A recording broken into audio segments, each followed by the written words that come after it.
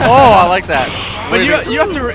You also like your character doesn't have the problems of online. Like you don't. Right, I might be one of the characters that benefit from online. You benefit from the online. I think Yurian and Makoto and Yun benefit significantly from the online, and so I don't think that you're an objective person there.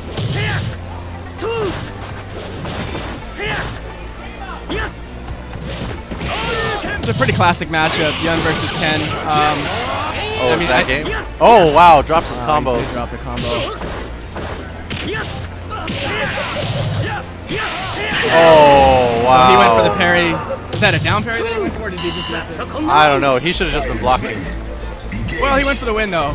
You know, when you're playing against Yun with Ken, sometimes you just gotta go for the win. Wow, yeah, Pyro missed again.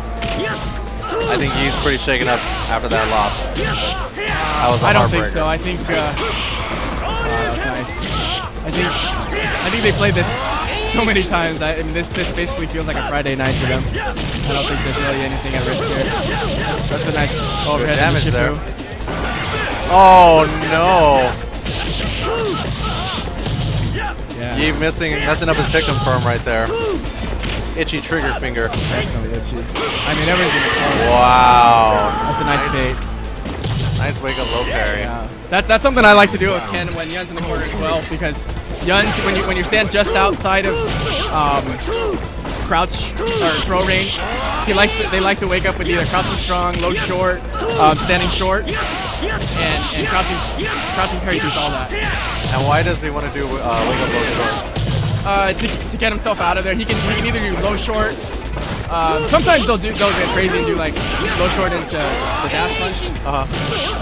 Or he'll just do it to get space and then jumps out, kicks his way out. You know, just basically it's a fast move, and so it allows him to build space between him and Ken. Oh wow, heartbreaker right there. That's the classic Michael pryolee.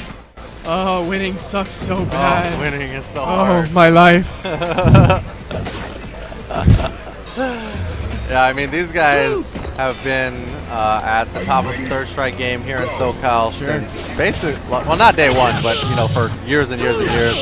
Pyro, of course, qualifying for SBO more times than maybe anybody. I think he qualified every year, right? Yes, except maybe the year that he didn't play. Oh, last year he qualified and then didn't go. Okay, well, he qualified. Yeah, he did qualify, yeah. Yeah, he's qualified every year.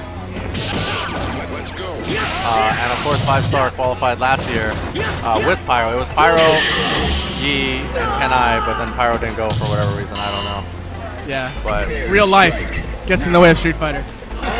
As you know. As I know. I'll be honest. Once when Mike Watson started, you know, the Super Arcade Revival, and I came here and played. I came here to support the whole scene, and I realized when I sat down and I played this game 3 weeks ago. That was the first time I played First Strike in 2 years. And which that was Evo 2 years ago. So that was basically a couple games. And before that, it was 2 years before that. So I played 1 Evo in 4 years. So, nice. So how did it feel to come back? It's frustrating. There's a lot better players. But and also, I don't exactly like this game at a high level. I think I think it's more fun at a high mid level when you really got the rock paper scissors going on. Right. When you get really high level, you have basically it boils down to Yun, Chun, Yurian, Makoto. Yurian's not so bad, and but Ken? I don't consider Ken to be in that. Most people would consider Ken, Yun, or Chun, Yun, and Ken top 3. I think. You beg to differ. I don't know that I would consider that to be true anymore. What's changed? The Yuns and Chuns and Makoto's got a lot better. Basically, there's a lot of setups now where you can't just kind of guess your way. I don't know if guess is the right word, but the Yun can put you in such bad spots, and now that they're better, they can do it safely. To where Ken basically has to guess 3 times around to win.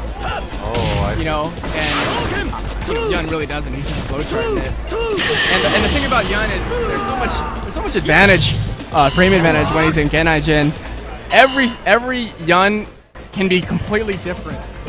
You know what I mean? Like, I think we talked about earlier, when you run into Urien players, you run into Deadly players, Chun-Li players, they tend to do the same mix-ups in the corner.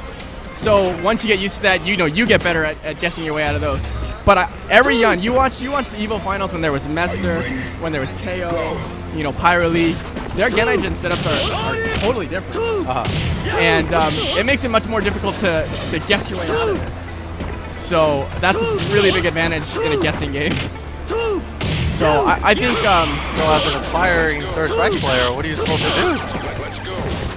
Well, that doesn't mean that you can't win. I mean, that's one of the beauties about Street Fighter 3 is with the parry system.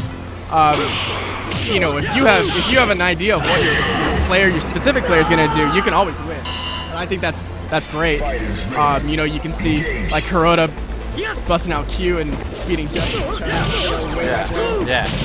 You can take your low tiers and still win with them if your skill level, if your baiting is very strong.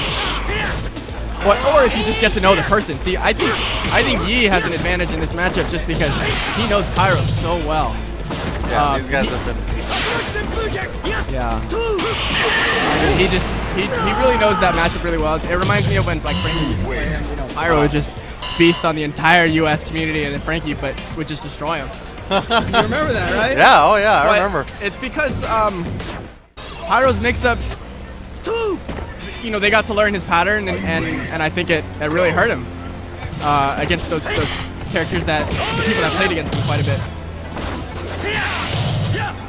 I mean, that's like I said. I mean, that's 2 players out of the U.S. community, so it's not a knock on Pyro.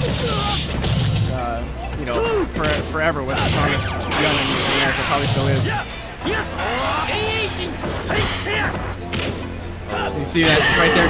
Ken stood up to take away the frame advantage 2-hit dash punch. Gave him the throw. You saw that, right? Because if he was crouching, then he's at a frame advantage. That's right. So it's an old school setup, but and Yi Wang kind of baited that out and stood up so that he would block all 3 and then have frame advantage. Yi Wang's kind of actually playing right now with Pyro. Pyro is so disgusted right he's now. kind of walking forward and just going for parries. I think he knows he's got this.